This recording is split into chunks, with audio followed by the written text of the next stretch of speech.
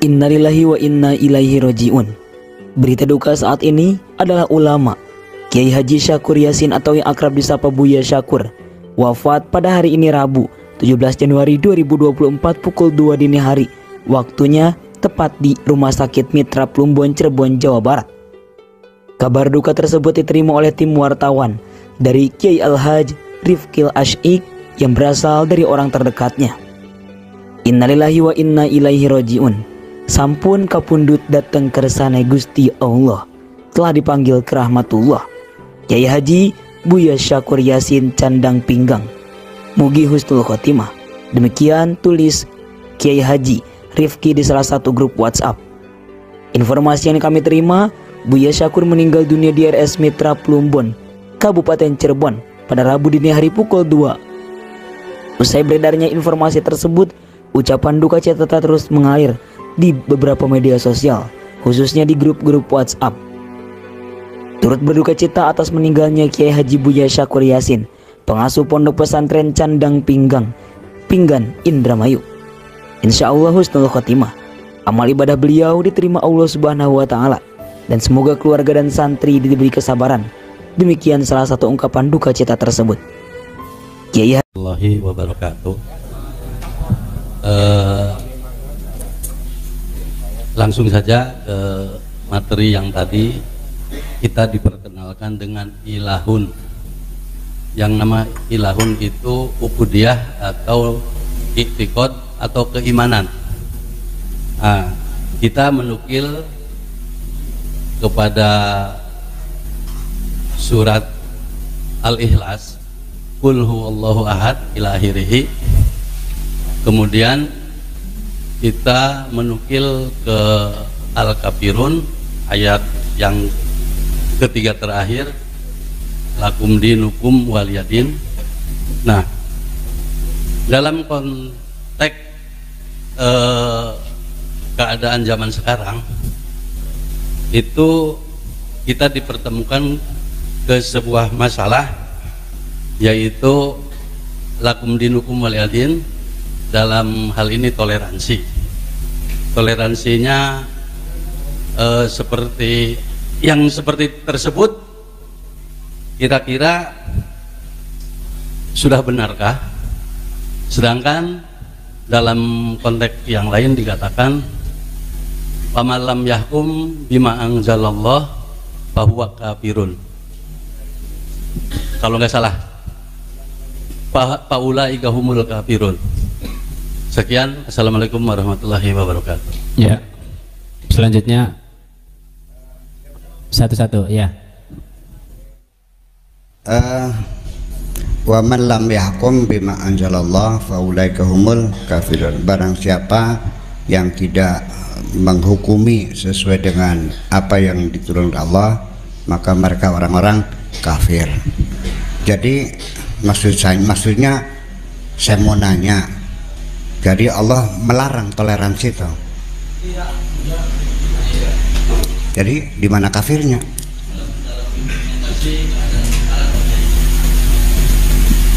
Ya, orang yang tidak menerapkan hukum Allah adalah orang kafir.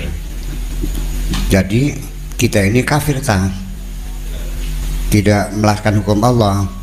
Apa hukum Allah itu maksudnya orang kafir dibunuh semua gitu? Enggak kok, iya kan? Bahwa kita harus berbuat baik kepada siapapun. Saya ulang lagi, ketika saya bilang berbuat baik kepada siapapun, menolong siapapun, itu tidak eksklusif hanya kepada orang-orang seagama, tidak eksklusif hanya orang-orang yang satu suku. Sini Sunda atau Jawa? Sunda. Nanti ada orang, Pak tolong dong, kamu apa? Jawa, masa bodoh gitu. Iya, nggak bisa. Boleh ada orang tenggelam di sungai, tolong kamu agamanya apa? Kristen, masa bodoh gitu. Ya, Islam menolong itu siapapun, karena komitmen Allah sejak awal, wa ma arsalnaka illa rahmatan alam. Alam itu artinya untuk seluruh umat manusia sealam dunia. Kita diturunkan ini untuk mensejahterakan, membahagiakan, membagi rahmat kepada seluruh umat manusia. Nah sekarang orang Islamnya sendiri boro-boro membagikan rahmat kepada umat manusia, antara Islam dengan Islam saling bunuh membunuh. Masalahnya bukan masalah Islam dengan orang Nasrani, bukan. Umat Islam dengan umat Islam sendiri. Nah menurut Allah boleh enggak orang Islam membunuh umat Islam? Berarti ngelawan hukum Allah enggak? Nah ya ini yang kafir berarti. Iya kan? Coba Irak hancur lebur, Syria porak-poranda, Yaman terbakar hangus, Libya jungkir balik, Tunisia. Di sini baru ejek-ejekan ya, baru caci mencaci. Menurut Allah boleh nggak caci mencaci? Malah Nabi bila mengatakan man qatala musliman muta'ammidan falyatabawwa maq'adahu minan nar. Kalau siapa membunuh sesama Islam, sesama itu siap-siap duduknya di neraka nanti. Jadi yang dipertanyakan mana? Jadi kalau lakum dinum sudah berjalan di dunia ini, sudah tidak ada konflik antar agama. Orang Islam di Amerika ya aman-aman aja, orang Islam di Eropa aman aja, dan di Indonesia sejak merdeka sampai sekarang nggak ada orang non Muslim digebukin, nggak ada kok. Yang ada sesama umat Islam. Jadi ini pertanyaannya untuk toleransi antar umat Islam atau Islam dengan agama lain. Mungkin itu kepada agama lain, Pak Kiai. Iya, ini sekarang kita pernah nggak sama orang Kristen nggak kan? Yang pada ejek-ejekan sesama Islam kan? Ya itu cukup. Ya, berarti masalahnya. Jadi artinya kita kembali lakum dinukum waliyadinku, artinya ongko baik.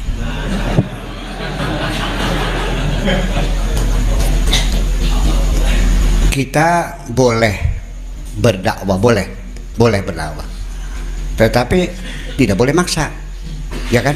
Wa man syafal yu'min wa man syafal yakfur. Ngandel serok beliau wis ujung-ujungnya lakum dinukum ya sampai kobes.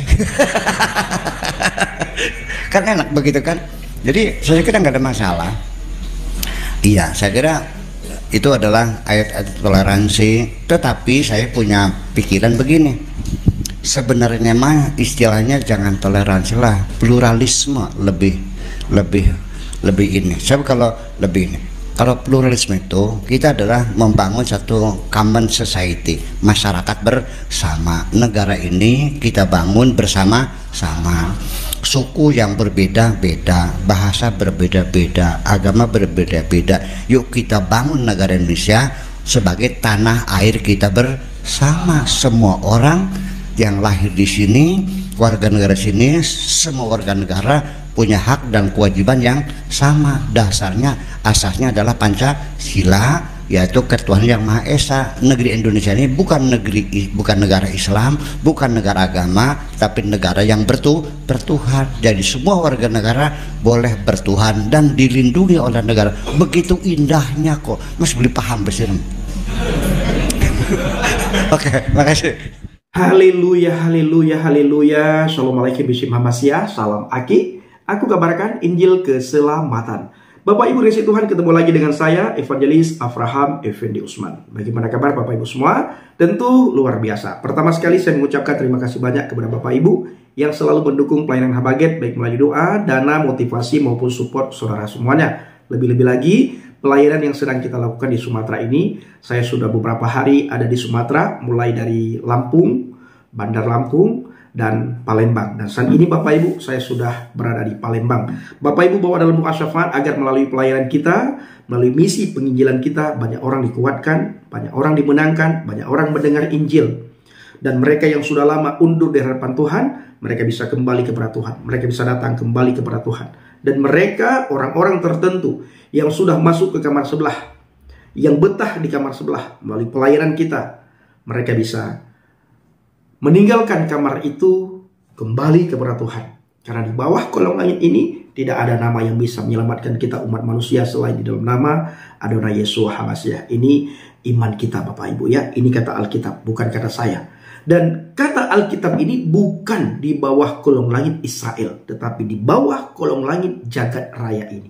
Nama yang bisa menyelamatkan kita adalah Yesus Kristus, Yeshua HaMashiach. Nama di atas segala nama.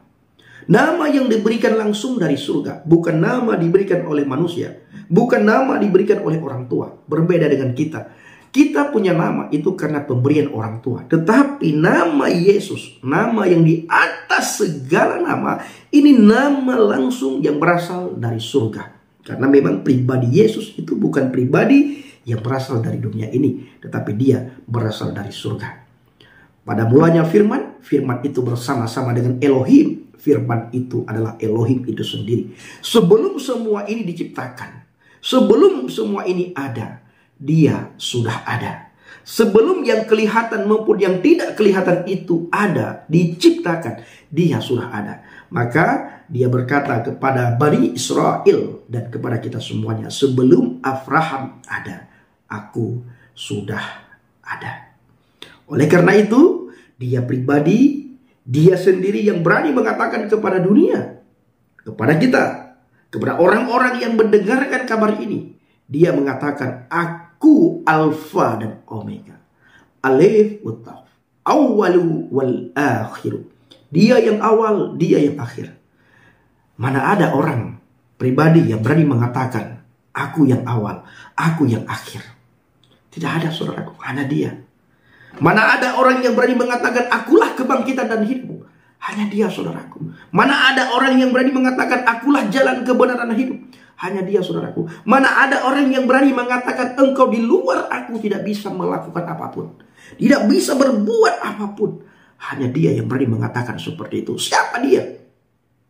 Oleh karena itu, ayo kita sama-sama merenungkan, saudaraku, siapa pribadi Yesus Kristus.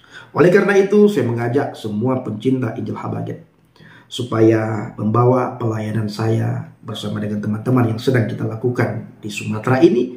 Dan khususnya beberapa hari ini saya masih di Palembang, supaya melalui penginjilan kita, misi pelayanan kita, banyak orang dikuatkan. Bapak Ibu bawa dalam doa syafaat. Nah, saudaraku dikasih Tuhan, para pencinta Injil Habaget, kita mendapatkan kabar duka cita di mana Bapak Buya Syakur Yasin sudah meninggal dunia. Beliau sudah dipanggil oleh Sang Khalik, Sang Pencipta langit dan bumi. Kita berdoa sama-sama kiranya keluarga yang ditinggalkan diberikan kekuatan, diberikan kesabaran, mendapatkan penghiburan dari Tuhan. Dan juga para santriwan, santriwati, dan kita semua tentunya diberikan kesabaran di saat kita mendengarkan kabar duka cita ini, di mana Bapak Buya Syakur Yasin sudah meninggal dunia. Sosok beliau bukan saja dikagumi oleh umat Islam, tetapi oleh semua umat beragama sangat mengagumi sosok Buya Syakur Yasin. Banyak orang di luar agama Islam suka mendengar ceramah beliau, suka mengikuti pengajian beliau, karena ceramahnya itu sangat menyejukkan. Tidak pernah menyinggung agama manapun, tidak pernah menyinggung keyakinan manapun, tidak pernah menyinggung kitab manapun. Bahkan saya mendapatkan informasi di Liputan 6 mengenang sosok Buya Syakur yang ceramahnya ajak bekerja sama dan belajar dengan non-muslim.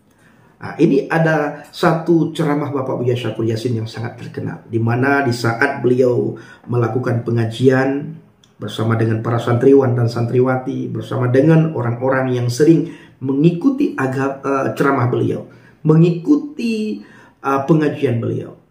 Salah satu ceramah yang sangat terkenal adalah di mana beliau mengajak bekerja sama dan belajar dengan non-muslim, saudaraku. Bahkan ada banyak saudara-saudara kita yang muslim yang tidak senang dengan Bapak Buya Syakur Yasin. Bahkan ada sekelompok orang beberapa bulan yang lalu, tahun lalu, ingin melaporkan Bapak Buya Syakur Yasin ke pihak yang berwajib.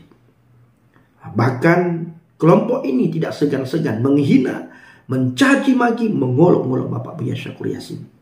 Pertanyaan saya adalah, apakah kelompok orang yang menghina, mencaci maki, mengolok-olok Bapak Buya Syakur Yasin, apakah mereka meminta maaf kepada Bapak Buya Syakur Yasin selama Bapak Buya Syakur Yasin masih hidup? Sebelum Bapak Buya Syakur Yasin meninggal, apakah kelompok orang ini sudah meminta maaf kepada Bapak Buya Syakur Yasin atau belum? Kalau belum, minta maaflah kepada keluarga yang ditinggalkan. Jangan keraskan hati Anda dan pikiran Anda. Datangi, minta maaf. Karena ini sangat berbahaya kalau Anda belum minta maaf kepada orang yang sudah Anda hina, yang sudah Anda caci maki, yang sudah Anda olok-olok. Sangat berbahaya. Ya, sangat berbahaya. Nah, saudaraku, para pencinta Injil Habaget, kita juga berdoa supaya nanti akan muncul Bapak Buya Syakur Yasin yang lain. Ulama-ulama yang bisa menyejukkan setiap umat, setiap orang yang mendengar khotbah, yang mendengar ceramah, yang mendengar pengajian ulama-ulama tersebut. Seperti almarhum Bapak Buya Syakur Yasin. Disenangi oleh setiap orang. Mau agama apapun. Banyak orang yang suka kepada Bapak Buya Syakur Yasin karena ceramahnya begitu menyejukkan. Beliau selalu mengajak orang untuk berpikir dengan akal yang sehat, bahkan berpikir dengan kritis. Itu Bapak Buya Syakur Yasin. Saudaraku yang dikasihi Tuhan, di dalam liputan6.com dituliskan, Jakarta, ulama senior Indonesia Kiai Haji Syakur Yasin atau dikenal dengan nama Buya Syakur Yasin meninggal dunia. Sosok ulama Indramayu karismatik tersebut meninggal dunia pada Rabu tanggal 17 bulan 1 2024 pukul 2 dini hari di Rumah Sakit Mitra Plumbon, Cirebon, Jawa Barat.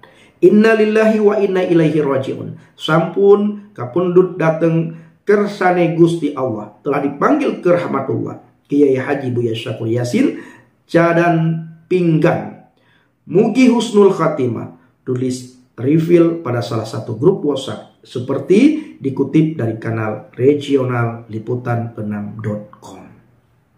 Sosok Buya Syakur dikenal sebagai ulama yang pengajiannya rutin diikuti oleh berbagai lintas kalangan, baik secara langsung di pondok pesantren Cadang Pinggang yang ia asuh atau secara daring di kanal YouTube-nya.